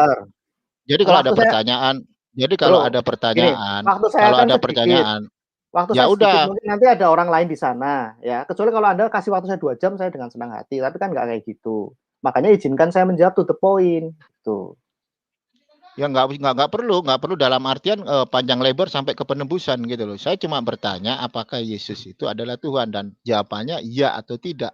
Dan pertanyaan kedua, apakah Yesus itu adalah manusia? Jawabannya iya atau tidak. Jadi kalau jawaban dari Anda yang mendefinisikan bahwa Yesus itu adalah Tuhan dilihat dari sudut pandang konteks dan Yesus itu adalah manusia dilihat dari sudut pandang konteks, maka bisa dikatakan bahwa Yesus itu 100% manusia, 100% Tuhan dong. Ya, makanya begini ya, ketika diskusi. Jangan makanya begini. Orang 2 menit. Kalau Anda seperti itu pola diskusinya, Anda akan maaf ya, Bro ya. Kredibilitas Anda dipertaruhkan di luar sana. Masa Anda begini cara berkomunikasi? Debat akademis saja. Anda bertanya, saya jelaskan. Bukan dengan pilihan ganda. Loh, kok pilihan ganda? Itu kan pilihan ganda. Enggak, saya kan bertanya. Saya kan bertanya begini ya. Apakah Yesus itu adalah Tuhan? Maka jawabannya antara iya dan tidak, kan begitu. Itu jawaban yang cukup simpel. Saya jawab. Nah, oke. Terus pertanyaan kedua, apakah Yesus itu adalah manusia? Yesus Kristus ketika inkarnasi ya, dia sepenuhnya manusia, tetapi dia tetap hakikat keilahiannya mutlak karena dia adalah sang firman. Berarti bisa dikatakan sesuai dengan doktrin-doktrin Kristen menyatakan bahwa Yesus itu 100% Tuhan dan 100% manusia. Saya tidak bilang 100%. Ya. Sepenuhnya. Ya, gini ya. Sama aja lah, Bro. Nggak usah terlalu dibikin ribet. Atau menyimpulkan? Loh, jangan begitu. Nggak bisa. Loh, kok nggak bisa? Loh, nggak bisa. Anda sangat takut dengan jawaban. Loh, kok jawaban gimana? Loh, Anda mempertanyakan keimanan orang lain, kenapa kok jadi Anda yang menjustifikasinya? Saya tidak menjustifikasi loh. Saya bertanya apakah Yesus itu Tuhan. Jawabannya ya dan tidak. Cukup Kan bertanya simple. biar tidak, itu bukan hal yang simpel bagi kekristenan. Itu harus dijelaskan dengan akurat supaya tidak salah paham. Ya, karena Yesus Kristus sendiri menyampaikan ke kita, ke orang Kristen, ke kami, ya, bahwa ya kita harus mengenali Allah itu. Allah itu esa, gitu kan? Kita akan kembali kepadanya satu saat nanti, ya. Jadi jangan langsung disimplifikasi. Yesus itu manusia, iya. Yesus itu Tuhan, iya. Berarti Tuhan sama dengan manusia. Ya, jangan seperti itu dong memahami Alkitab. Ada sistematikanya secara teologi. Emang begitu konsepnya Kristen Tritunggal Oh kan begitu. tidak, kalau seperti itu tadi saya tidak masuk. Loh, Anda salah memahami, bro. Kita tidak berharap titik temu, tetapi Anda harus fair. Karena ini di online. Banyak orang yang bisa salah paham. Udah jelas gitu loh. Loh, saya kan udah bertanya apakah Yesus itu adalah Tuhan. Nah, jawaban orang kredibel simple loh, bro. Sesuai dengan bukan. Tunjukkan jawaban jangan, secara akademis teologis di dunia ini yang model pendekatnya seperti Anda, seperti pilihan ganda SMP, SD loh, begitu. kok pilihan ganda gimana? Oke, ya saya tanya lagi, apakah Yesus itu Tuhan dan juga apakah Yesus itu manusia? Oke, saya kasih waktu kamu 2 menit. Nah, begini ya. Yesus Kristus itu adalah Sang Firman, dan Firman itu adalah Allah, gitu kan? Nah, karena Firman itu kekal bersama-sama dengan Allah. Firman itu dalam perspektif Kristen itu tidak hanya bukan sifat, ya, tetapi esensi dari Allah, ya. Dan dia Firman itu punya titik kesadaran karena Firman itu punya sesuatu yang hidup, kira-kira seperti kalau kita bicara keapaan Allah, gitu kan? Nah, Yesus Allah menyatakan dirinya kepada umat manusia, ya. Salah satunya dalam karya penebusan, penciptaan dan kejatuhan manusia dan penebusan, menyatakan dirinya, mewahyukan dirinya sebagai korban untuk menebus ciptaannya sendiri. Dia harus berinkarnasi ke dalam dunia sebagai manusia, ya, dalam bentuk manusia, ya, melalui firman-Nya. Makanya dikatakan di 1 Yohanes 1 ayat 14, firman itu menjadi manusia, menjadi daging, ya. Di dalam Lukas juga diceritakan bagaimana proses kelahiran Yesus Kristus.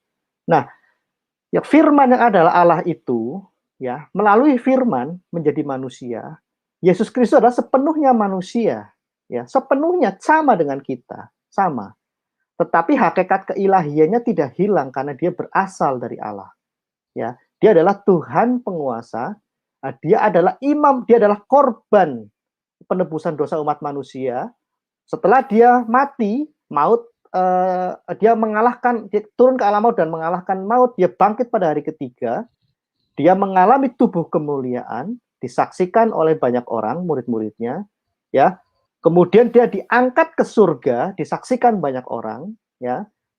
Masuk ke dalam awan ilahi Allah, dimuliakan dengan tubuh kemuliaannya, dan dia berjanji akan datang kembali ke dunia ini di akhir zaman. Dan saat ini dia berada di surga, menjadi imam besar agung yang terus-menerus memperdamaikan manusia dengan Allah. Ketika saya pribadi berdosa, dia akan membela saya pada Allah bahwa dia sudah melakukan penebusan dosa. Saat ini dia menjadi imam besar agung bagi kita. Jadi keilahian Yesus Kristus ada di situ. Dia manusia sepenuhnya. Bahkan dia saat ini di surga sama dengan ketika dia bangkit dengan tubuh yang dimuliakan.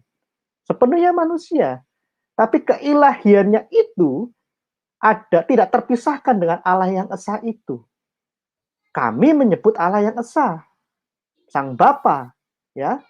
Kami menyebut Tuhan Yesus Kristus yang sebagai bagian yang tidak terpisahkan dari Allah yang esa itu. Dan Roh Kudus sebagai pribadi yang diutus oleh Sang Bapa karena keluar dari Bapa, yang mempunyai kepribadian. Roh Kudus bisa berpikir, bisa merasakan, bisa bersedih sebagai penolong yang lain yang sudah dinubuatkan oleh Yesus Kristus yang saat ini hadir dalam hati manusia. Ya, silakan cek validasi perkataan saya apa bertentangan dengan Alkitab. Saya pikir banyak teolog Kristen juga yang ada di luar sana mendengarkan. Jadi bukan kami mentigakan Tuhan, tidak. Tuhan satu Allah yang saya nggak peduli dengan Yahid dan Echad. Anda mau katakan itu satu pribadi, saya amini, oke. Satu kesatuan, oke.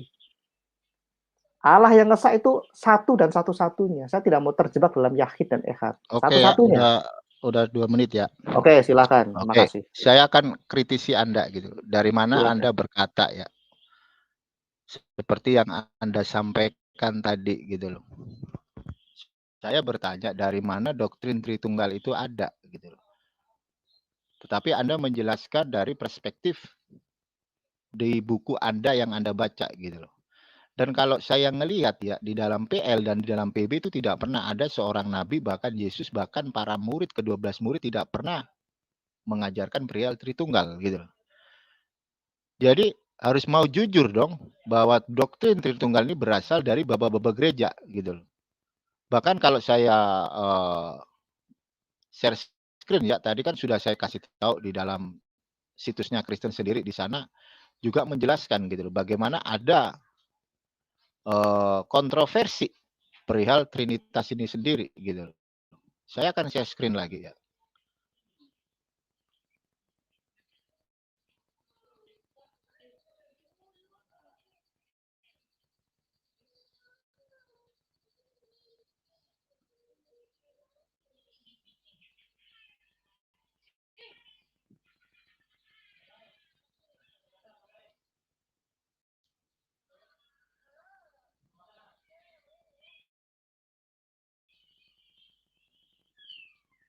Ini dari Sarapan Pagi Biblika ya. Nih, biar dilihat dulu nih. Saya tidak mengambil dari rujukan yang gabrul, tapi saya memakai rujukan yang sangat kredibel. Di sini menjelaskan semua gitu loh. Mereka sendiri ya. Ini di Dewan Nesya ya. Bahkan Tertullian sendiri aja bingung gitu loh menjelaskan konsep Tritunggal. Ini bisa Anda baca semua ya di sini. Nih.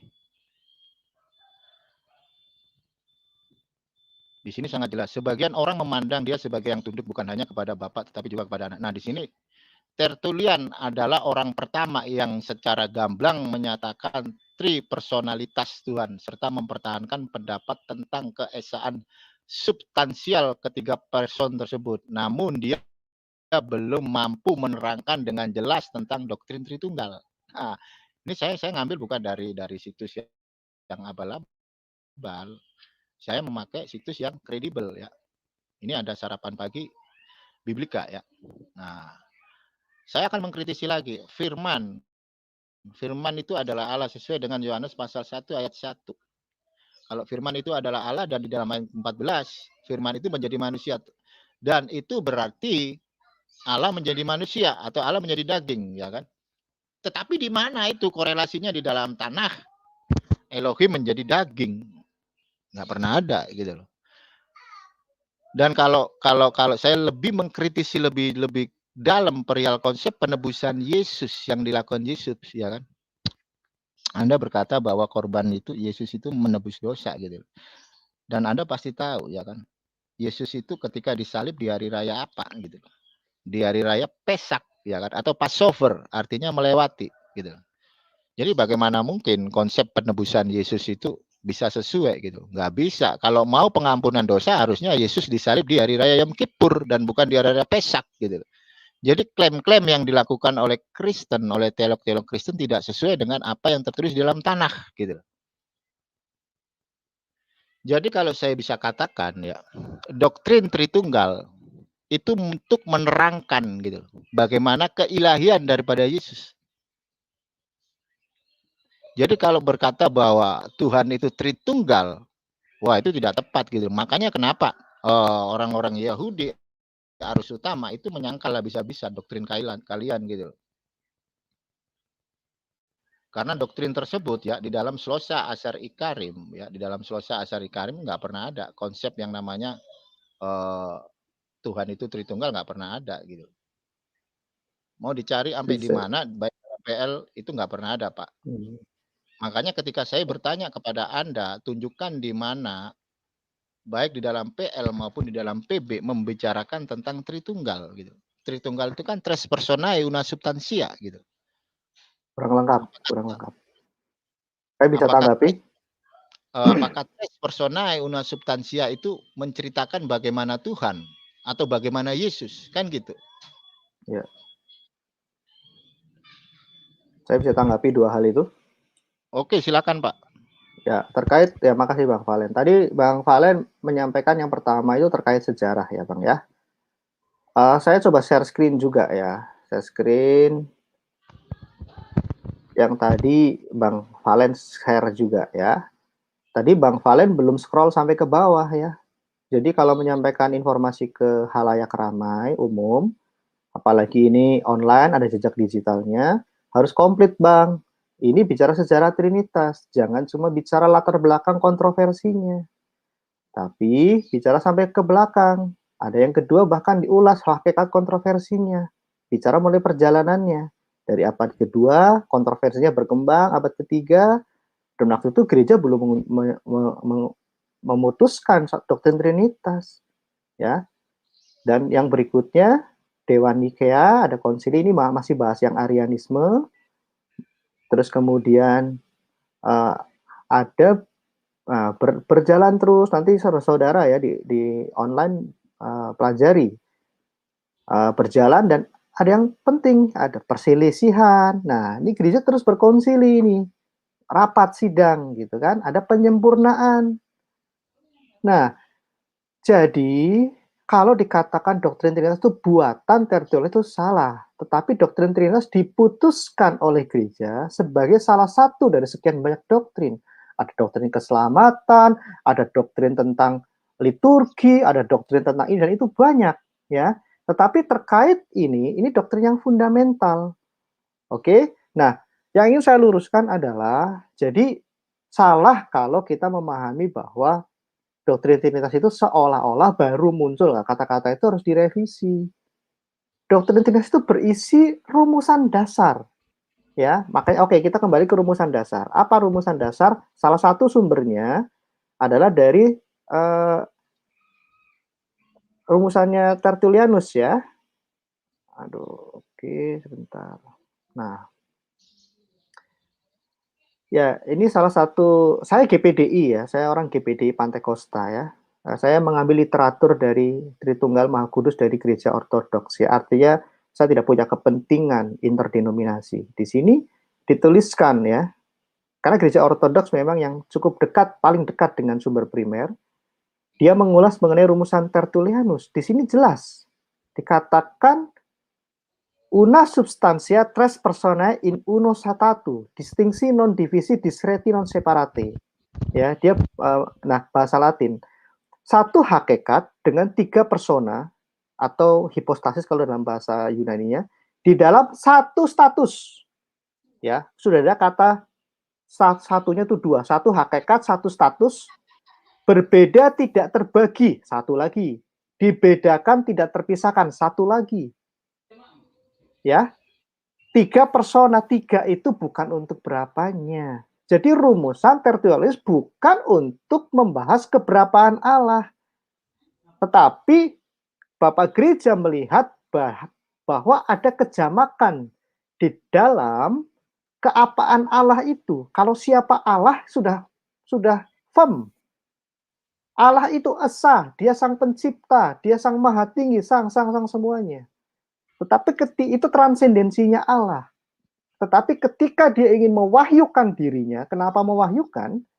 Ya, karena manusia tidak bisa melihat Allah itu, menemuinya bahkan tidak bisa.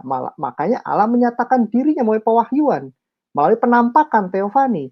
Salah satunya adalah pewahyuan melalui diri Yesus Kristus, Sang Putra, dan pewahyuan melalui Roh Kudus.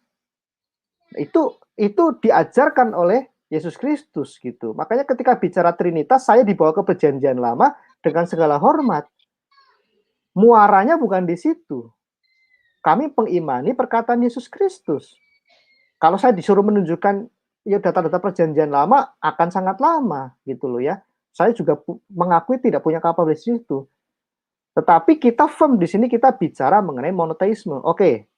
Yang kedua, saya sudah masuk yang kedua sebenarnya ya tadi ya, mengenai di Perjanjian Baru gitu kan. Nah, memang kami umat Kristen pemahaman teologis kami itu bermuara sangat besar dari Perjanjian Baru, tetapi prinsip utamanya adalah tidak bertentangan dengan Perjanjian Lama. Jadi tolong yang di luar kekristenan menghargai, ya, jangan terus menyerang Perjanjian Baru sebagai buatannya Paulus lah, agama dan sebagainya. Nah, itu tidak fair. Tetapi prinsipnya adalah doktrin Trinitas mengajarkan tentang keesaan Allah, bukan mengajarkan tentang keberapaan Allah. Bahkan Yesus Kristus sendiri menyampaikan hukum yang utama adalah Allah itu esa, itu Yesus Kristus. Ya. Jadi kalau ada yang salah pahami, saya bisa memaklumi. Tapi saya berterima kasih banyak ke Bang Valen diberikan ruang diskusi. Justru saya terus mengejar. Saya ingin bertemu dengan saudara-saudara dari Yudaisme. Karena kekristenan berasal dari Yahudi juga, meskipun sekarang sudah menjadi universal. Jadi kira-kira seperti itu, Bang. Salah kurangnya mohon maaf gitu ya. Oke ya, berarti pada intinya doktrin Tritunggal itu adalah rumusan buatan dari manusia. Iya, nah oke, satu hal tadi saya lupa mengklarifikasi. Lupakan Trinitas, tapi lihat isinya. Apakah itu bertentangan dengan firman Tuhan atau tidak? Karena itu bukan penafsiran, itu bukan ajaran baru. Tetapi itu adalah semacam tolak ukur teologis dalam kita memaknai apa yang tersirat dan tersembunyi di dalam tersurat dalam Alkitab gitu.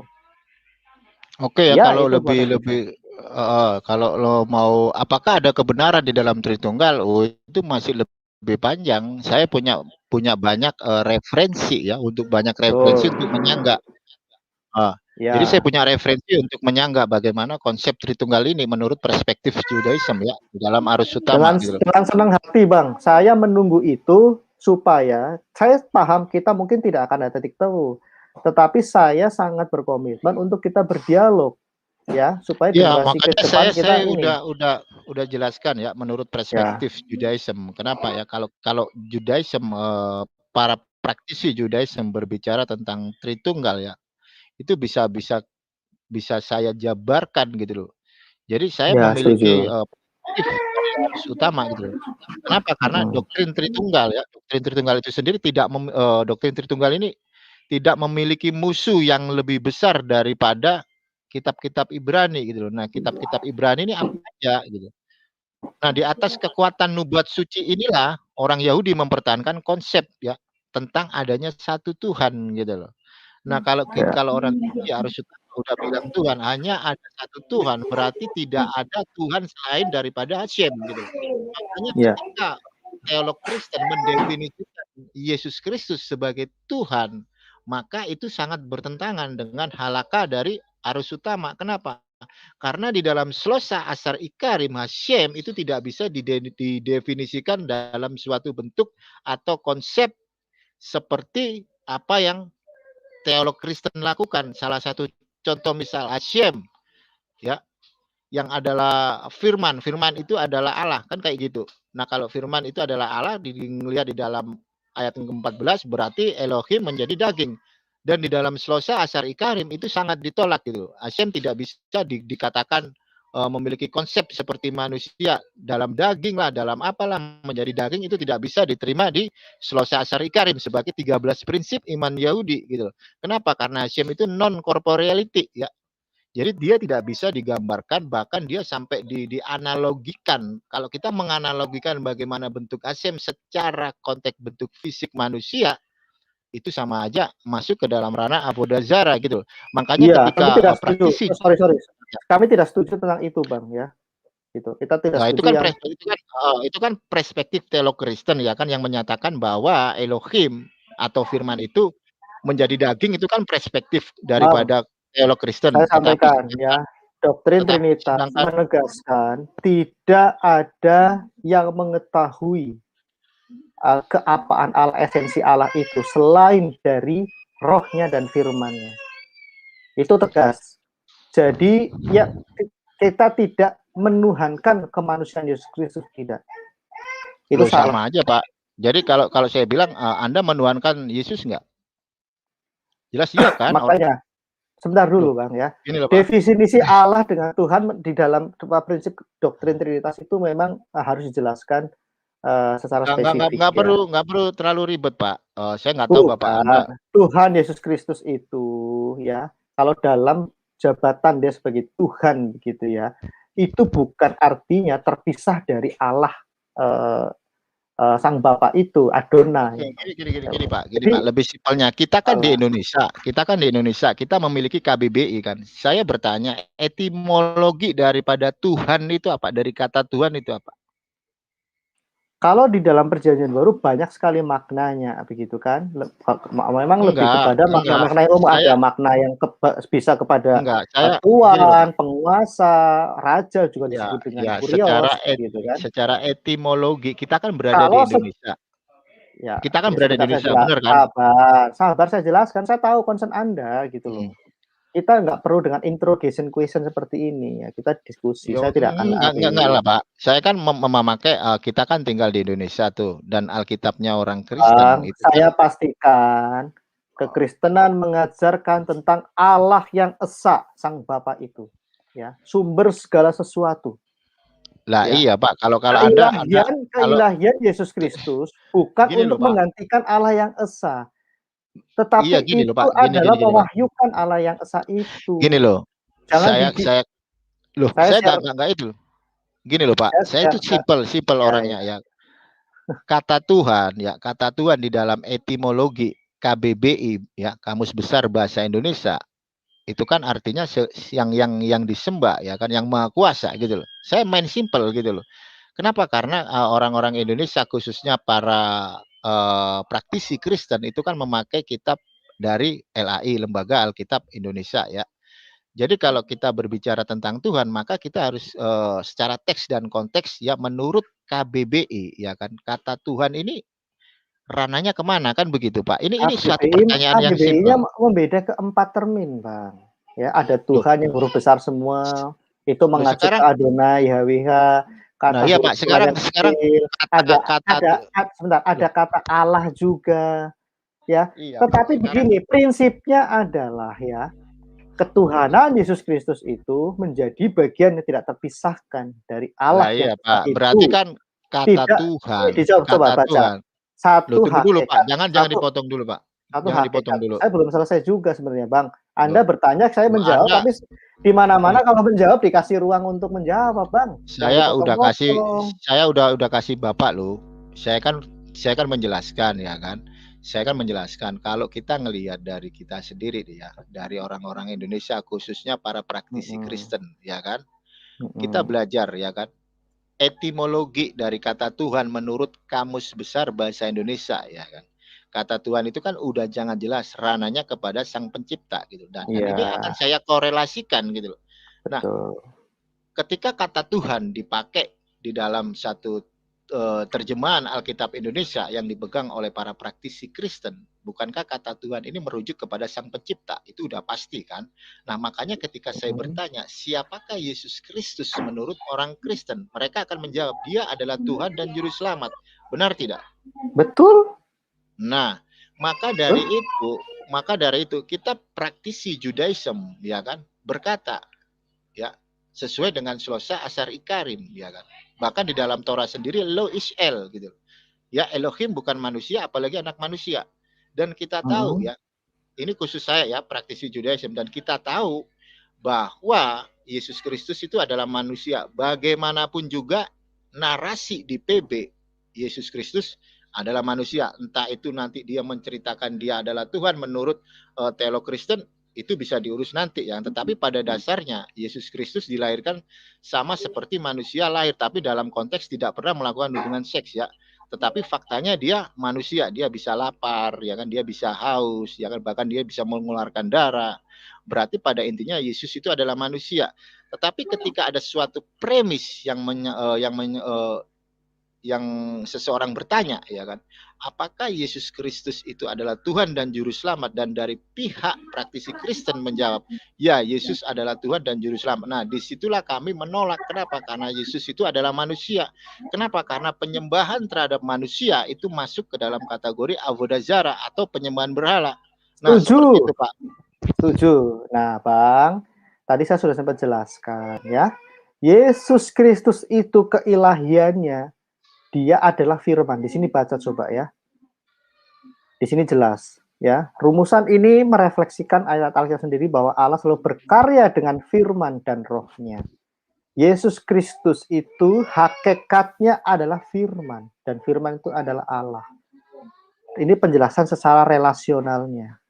Ya, jangan memisahkan, di sini jelas. Jangan dipisahkan. Ya.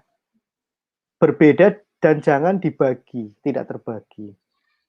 Jadi Yesus Kristus itu hakikatnya adalah Allah sendiri. Kemanusiaannya ya karena ada misi penebusan dari Allah. Allah sendiri menurut keimanan kami ya, kekristenan, ketika manusia jatuh dalam dosa, Allah tidak menghendaki manusia itu menutupi dosanya dengan caranya manusia, dengan pohon-pohon dan segala macam. Allah mengeksekusi waktu itu menggunakan korban penebusan, yaitu darah hewan saat itu. Nah, inilah benang merahnya misi penebusan Allah. Mesias itu ya melalui diri Yesus Kristus, yaitu Allah yang berkarya, menyatakan dirinya. Sudah dibilang kalau manusia nggak bisa melihat Allah, karena Allah bukan manusia dan manusia bukan Allah. Bilangan 23 ayat 19, gitu kan, Hosea 11 ayat 9 kalau nggak salah. Itu jelas, ya. Makanya Allah menyatakan dirinya melalui firman-Nya menjadi ciptaannya sendiri. Dia mengosongkan dirinya. Jadi jangan dibalik, manusia yang dari dunia dituhankan, tidak. Kami meyakini melalui di dalam kitab Lukas itu dijelaskan Roh Kudus sendiri yang menghampiri Maria, gitu kan, bahwa engkau akan mengandung dari Roh Kudus dan sebagainya. Berasal dari Allah. Kami mengimani itu. Jadi saya ulangi lagi ya, saya tegaskan, kami tidak mengilahikan kemanusiaannya, tidak. Keilahian Yesus itu terletak kepada Dia sebagai Sang Firman. Anak tunggal Allah. Kenapa disebut anak tunggal? Jangan seperti kaum-kaum primitif di luar sana. Seperti istilah biologis, inilah istilah teologis. Ya, kalau dalam budaya dalam perjanjian lama kalau tidak salah ya, menyebut firman menyebut bapa itu sudah hal yang biasa, gitu kan. Menyebut anak sudah biasa, ada bapa, ada anak. Firman ini adalah anak tunggal Allah karena keluar secara kekal dari diri Allah dan tinggal dalam diri Allah. Oke, yang terakhir dari saya. Jadi, kami tidak menuhankan manusia, tidak. Tetapi Yesus Kristus yang sepenuhnya manusia itu adalah Allah yang menyatakan dirinya. Ya, tetapi bukan berarti Dia menggantikan esensi Allah yang transenden itu, yang tidak bisa digambarkan oleh manusia, tidak bisa dilihat. Lalu bagaimana? Apakah kemanusiaan Yesus Kristus itu setelah naik di surga hilang kemudian kembali kepada Bapa? Tidak. Dia masih manusia. Tunggu. Ya. Tadi saya terkesan dengan perkataan Bapak yang menyatakan bahwa Yesus itu adalah Allah, gitu ya? Iya, karena Dia adalah Sang Firman, dan Firman itu adalah Allah. Yohanes 1 ayat 1. Oke. Dia menyatakan dirinya melalui firman-Nya. Jadi ciptaannya, jadi Allah ini menjadi ciptaannya sendiri, karena itu konsep penebusan tadi. Dia harus mengosongkan dirinya. Bahkan di kitab Yohanes kalau nggak salah firman itu hidup. Tunggu Pak, jadi kalau premis Anda berkata bahwa Yesus adalah Allah, berarti Yesus adalah Bapa dong? Nah, itu pandangan yang salah. Jadi gini, Yesus itu jadi jangan seperti pemahaman yang di luar Trinitas ya, kayak Yohanes Pentekostal itu ya. Yesus sama dengan Bapa, Yesus sama dengan Roh Kudus. Artinya ada 3 Yesus, Yesus Bapa, Yesus Anak, Yesus Roh Kudus. Enggak. Ini saya tidak mengaitkan dengan Yohanes Pentekostal ya. Nanti kalau misal suatu saat Bapak ada waktu, nanti saya akan ketemukan dengan Yohanes Pentekostal gitu. Nah, gini. Jadi saya jawab, itu bertentangan dengan rumusan Trinitas. Trinitas tadi bicara apa, Bang? Ya. Jadi saya berbeda, gini loh, Pak. tetapi tidak terbagi, tidak terpisahkan. Saya cuma bertanya, Bapak kan tadi bilang saya terkesan bahwa Yesus itu adalah Allah, ya kan? Benar nggak? Bapak kan tadi barusan bilang kayak begitu. Salah, saya nggak bilang begitu. Allah menyatakan dirinya melalui firman-Nya dalam rupa manusia, yaitu Yesus Kristus. Lah iya, tadi Bapak kan barusan mengatakan bahwa Allah itu adalah Yesus, gitu. Kalau Allah itu adalah Yesus, salah, berarti Bang, ya. Loh, ini ada rekamannya loh, Pak. Allah silakan diputar ulang. Saya dari Heeh. tadi bilang, Allah menyatakan dirinya melalui firman-Nya. Dia berkarya, bahkan saya bacakan ya. Hmm. Yesus Kristus itu Allah, betul, karena melalui pewahyuan Allah. Tapi bukan Oke. terus menyamadengakan Yesus Kristus sama dengan Bapa, karena harus dibedakan. Dibedakannya apa? Dibedakannya dalam konteks pewahyuan, penyataan diri Allah. Oh, Kenapa? berarti Allah bukan Bapa, Pak ya? Allah itu Bapa. Allah Oh, itu tadi hanya oke, ada satu Allah, Sang ulangi ya, Bapa ulangi. itu jelas di kitab Yohanes berapa Tadi tuh ya? Bapak bilang begini ya kan, Allah ya kan, Allah itu Yesus seperti yang Bapak bilang tadi kan? Gini Bang ya, jadi tidak bisa jadi gini, makanya doktrin Trinitas ini memang tidak menyederhanakan tentang Allah, karena itu hal yang Lah iya Pak, menjijikan bagi saya Allah ya, karena Allah itu tidak bisa disederhanakan dengan satu pemikiran, karena itu iya artinya Allah Pak, itu lebih kecil dari berarti pemikiran kita. berarti Yesus itu Allah atau bukan? Yesus adalah pernyataan diri Allah dan Nah, dia sekarang tidak berubah terpisahkan lagi kan? dengan diri Allah. Loh, Tadi Bang, Bapak putar saya rekamannya, tanya, kok putar ada ini Pak, orang saya masih ingat baru nggak ada 1 menit, Bapak kan tadi bilang, ya Bang, Yesus itu ya, adalah Allah, kan gitu? Bang ya, coba komprehensif dalam melihat, pendapat orang ya. Oke Dari ya, tadi awal saya bilang, doktrin Trinitas menekankan keesaan Allah, bahkan Yesus Kristus sendiri bilang Allah itu esa. Itu lah prinsip, iya Pak, tadi jangan kan dibalik-balik. Bapak kan barusan ngomong tuh Yesus adalah Allah, bahkan pemirsa di sini denger loh. Loh iya, Yesus itu Allah, diizinkan saya Nah, menjelaskan. oke, Allah oke. ini Ya ya, berarti Yohanes 1 Bapak ayat Bapak 1. Ini saya heeh, bacakan ini. Saya bacakan aja daripada oke Anda lanjut. salah paham ya. Saya Hmm. bacakan di Yohanes 1, saya buka online ya. Yohanes 1 ayat 1, saya pikir Bang, Valen udah Udah hafal saya Pak. ya, tapi ini pemirsa ya, saya coba tunjukkan Oke. dalil saya. Ya ini. Ini ya. Jadi ini yang tadi saya bilang ya, mengapa Yesus itu adalah Allah, itu dalam konteks relasionalnya. Penjelasan doktrin itu mengenai doktrin relasional. Pada mulanya adalah firman. Firman itu bersama-sama dengan Allah dan firman itu adalah Allah. Yesus Kristus di awal dari penjelasan saya, firman itu bagi Kekristenan itu tidak hanya bicara tentang sifat, tetapi itu bicara eksistensi Allah. Ya, ada titik kesadaran di situ atau hipostasis, personae, gitu kan. Nah, Sang Firman ini itu adalah Allah. Ya. Firman Allah menyatakan dirinya melalui firman itu. Kira-kira seperti itu kan, Yohanes 1 ayat 14 kan, menjadi manusia, itu menyatakan dirinya kepada manusia ya, dalam wujud manusia. Nah, dari dasar ini ya, oke lah, saya mengikuti logika kaum awam. Iya, Yesus itu Allah, iya. Yang bilang Yesus itu setan siapa? Yesus itu manusia, iya. Karena dia firman yang dari manusia. Loh, bagaimana aspek kealahannya? Ya karena dia berasal dari Allah. Sesuatu yang berasal dari Allah, ketika dibilang bukan Allah, itu lucu. Ya, kecuali kalau ciptaan. Sesuatu yang berasal dari Allah dan dia kekal bersama Allah, masa bukan Allah? Ya, itu sang firman.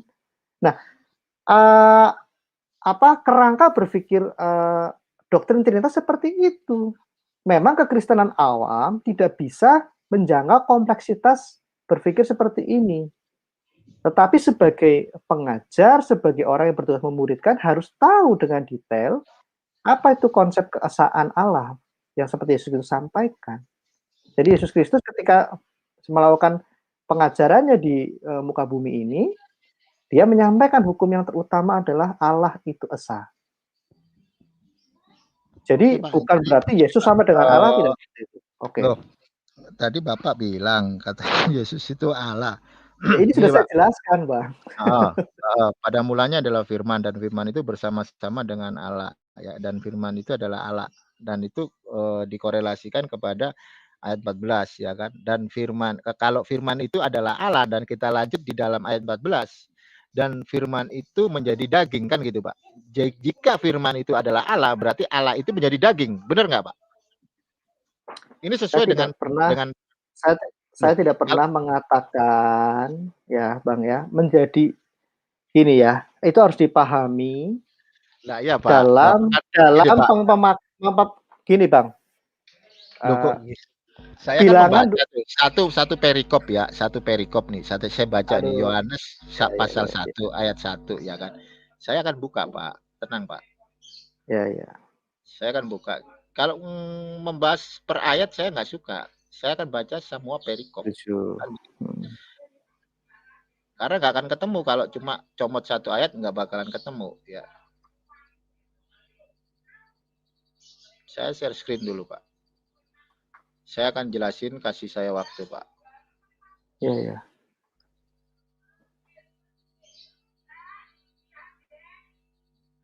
Nah, ini kan Yohanes pasal 1 nih. Ini kan satu perikop nih.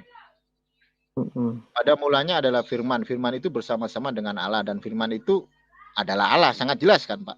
Sekalipun ini bagi saya keliru ya. Ini kalau etimologi firman sendiri saya bisa jabarkan etimologinya kayak gimana gitu. Ia pada mulanya bersama dengan Allah. Segala sesuatu dijadikan oleh Dia dan tanpa Dia tidak ada sesuatu yang ini kan berbicara Dia, ini kan konteksnya ke firman kan, Pak. Dalam mhm, firman ada hidup dan hidup itu adalah terang manusia. Terang itu bercahaya di dalam kegelapan. Bla bla bla bla. Datanglah seorang yang diutus Allah namanya Yohanan. Ia adalah saksi bla bla bla bla.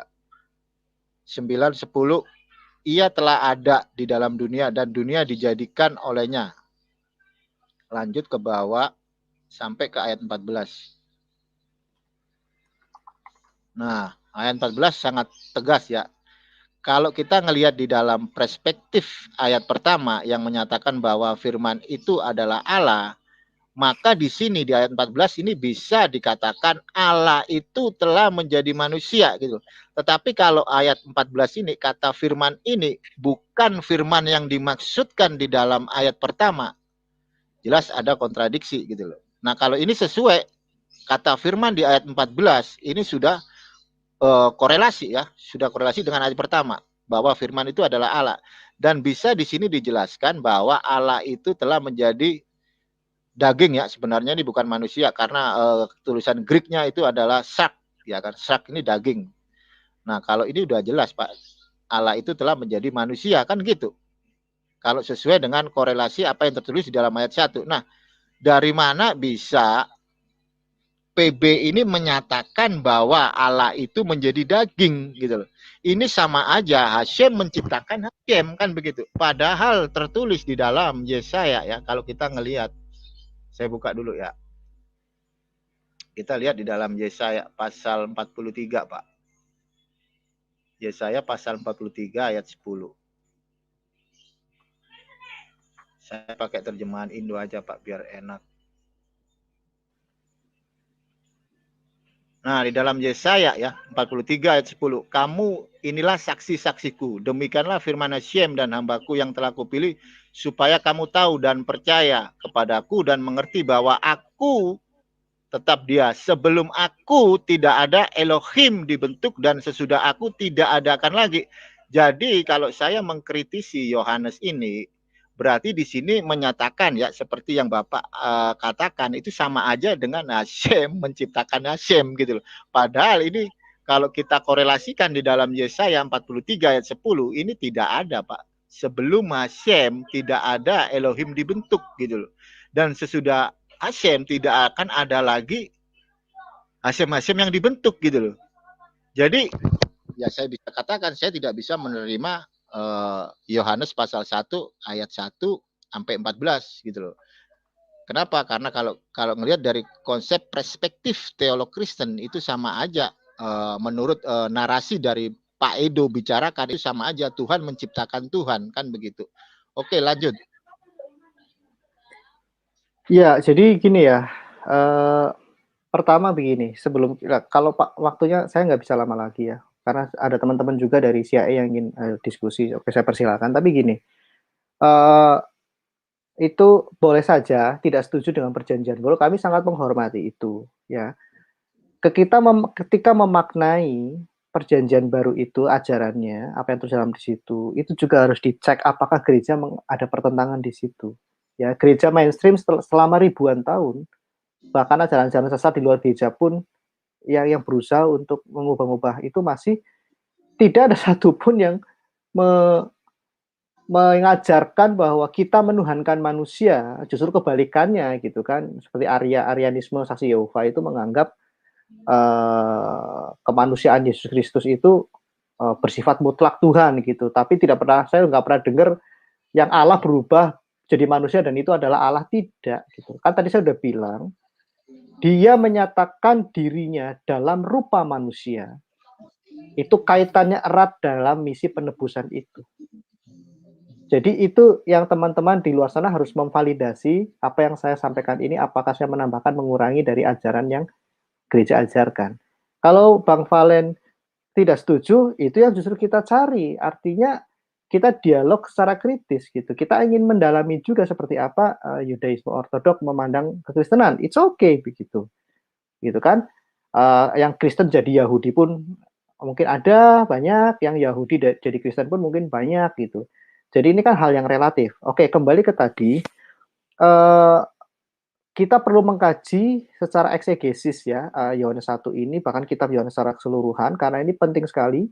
Kitab Yohanes adalah kitabnya ditulis oleh Rasul Yohanes, memang situ berbicara khusus tentang firman, karena kondisi saat itu memang ajaran Neoplatonisme juga bergulat dengan kata-kata logos itu, sehingga waktu itu kekristenan mengambil sikap melalui Rasul Yohanes untuk memperjelas logos dalam konteks kekristenan. Nah, ini yang dilakukan oleh Rasul Yohanes, yang sering dianggap salah oleh orang Kristen di luar Kristen, memfitnah bahwa ajaran tulisan Yohanes ini mengasuhkan Neoplatonisme. Oke, saya tidak mau ke situ.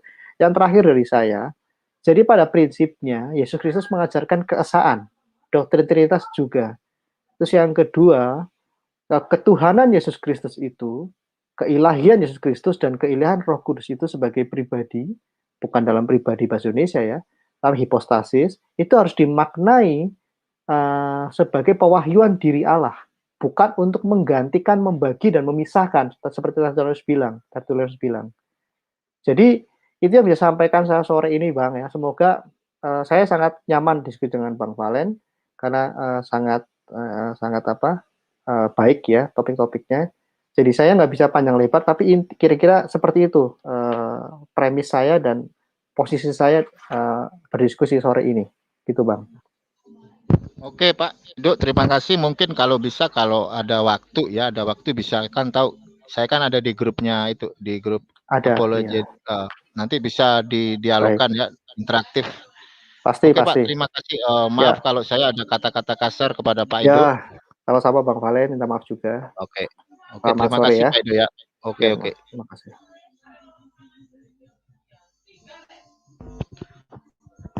Oke, pemirsa yang ada di bawah.